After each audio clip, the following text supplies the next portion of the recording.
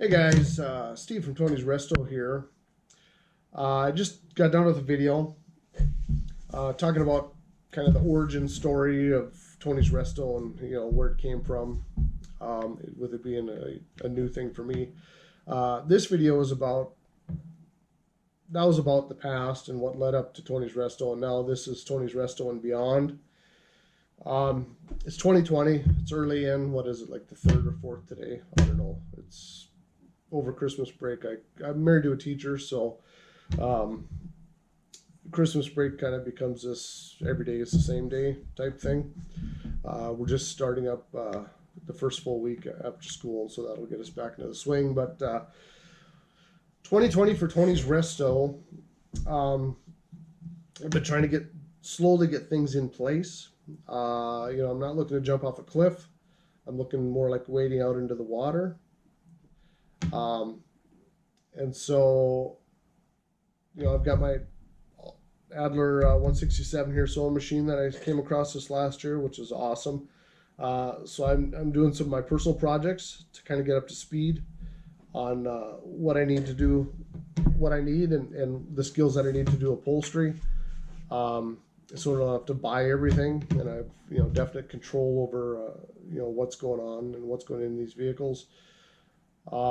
Maybe a little sideline stuff with Tony's as far as doing. I had one guy ask me if I'd do a boat cover for him. Um, because there's always seats, and I've got someone else that's got a motor, a mini Winnie type motorhome that they want some interior stuff done for that. So, it's paying bills, it's practicing skills, it's all good. Um, for Tony's Resto this next year, I've got the first official Resto project. I've got a 1980 Chevy C10 inline six with a 4-speed.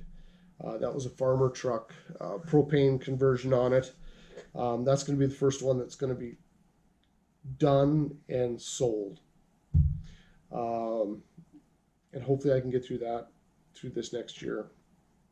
Another one that's kind of pressing is I've got a local client of mine, farmer, that has a 78 GMC 3/4 ton 454 truck with a 4-speed that is not for sale, but he'd like it cleaned up. He's had it cleaned up once. I don't know that I would know that it was, of all the rust that's on it. We're not in a real rusty part of the country. But when I tear it down, I'll find out what the previous guy did.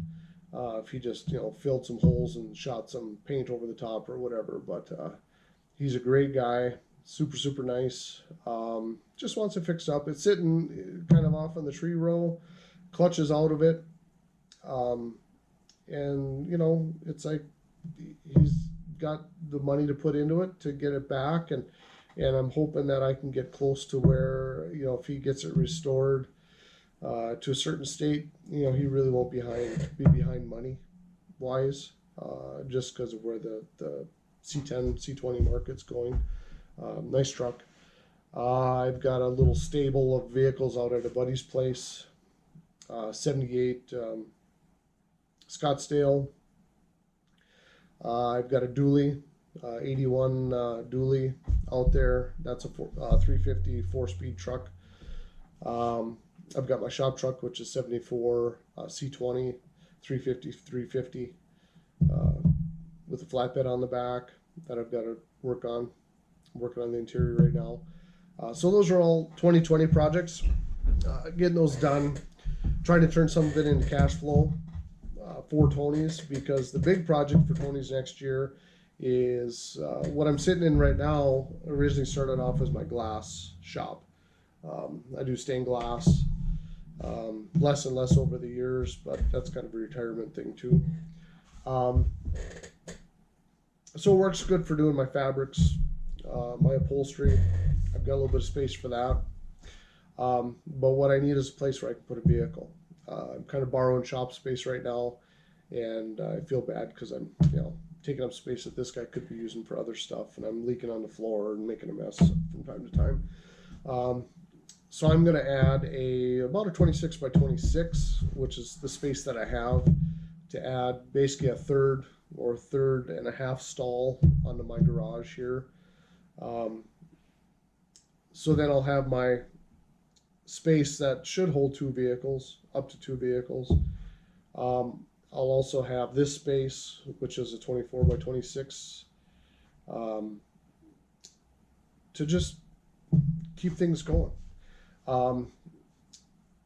Get into Tony's, get some vehicles in. I like the idea of one at a time vehicles. There's different arguments. A person that I've been kind of relying on or using as information for the restoration. Super nice guy, Dale down in Bismarck. He's got Dale's auto restoration and performance.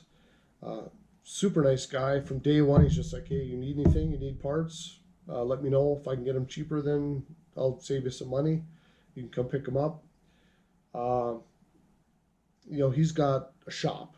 He's got a big building, multiple spaces. I think every time I've been in there, he's had 8 to 12 vehicles out any one time in different phases, just going, getting done. Some are waiting for checks, some are waiting for parts. He's been doing it for, what did he say, 20 some years, 30 years. I won't have that much time to do this period with it,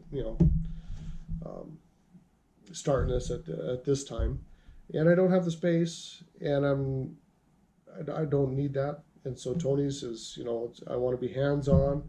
Right now it's the restoration stuff. The custom is going to come in. I'd like to see some vehicles come in, maybe for some upholsteries, some fuel injection installs. I'd like to get up to speed on AC, so I could maybe do some vintage airs on some old stuff.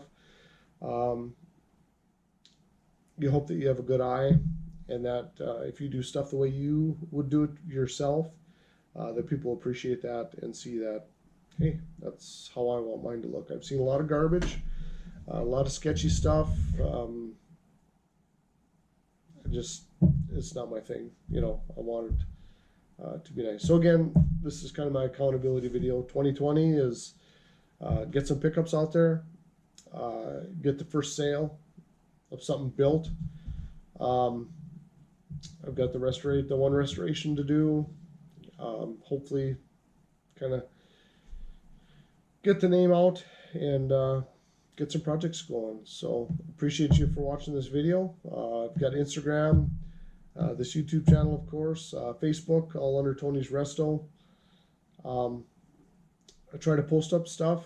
If anybody's a big YouTuber or even Instagram, it takes a little bit of time sometimes to put that stuff together. So I'll do what I can. But thanks for your support if you're watching this. And 2020, we'll see what happens. Talk to you later. Thanks.